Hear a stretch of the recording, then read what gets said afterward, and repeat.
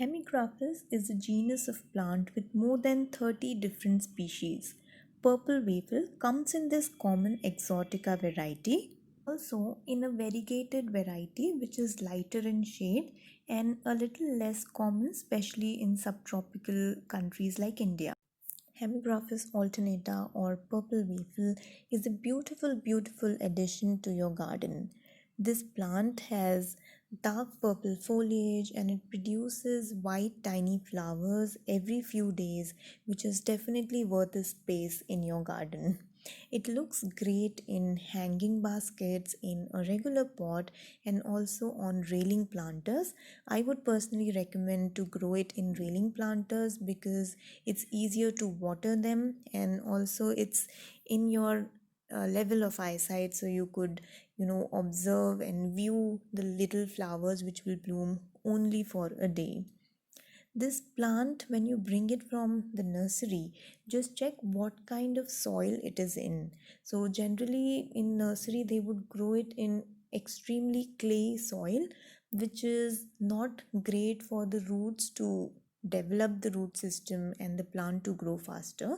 So I would recommend that you repot it in well drained soil. So what you could do is keep the plastic bag in which you bring this plant from the nursery in a bucket full of water, so that the clay soil would loosen up and it would leave the roots, and then you can repot this in a fresh mixture of well drained soil, which is normal garden soil, plus compost, plus coco peat, and plus sand. So that should be good for the growth of the plant in longer term. This is a sun loving plant, so keep it outdoors, and especially if you live in an area with moderate temperature range where it doesn't exceed 40 degrees Celsius, then keep it outdoors permanently.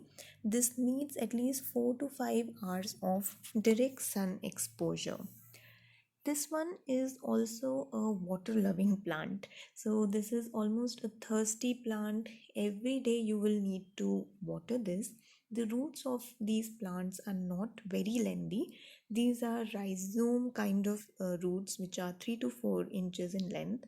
So, if the topsoil of the pot is drying, the plant will start curling up, it will shrivel, and it will show the sign of stress and would show you that it's thirsty. So, water it. Even in monsoons, if you see that the sky is clear and it might not water on that particular day, then it's advisable to water it.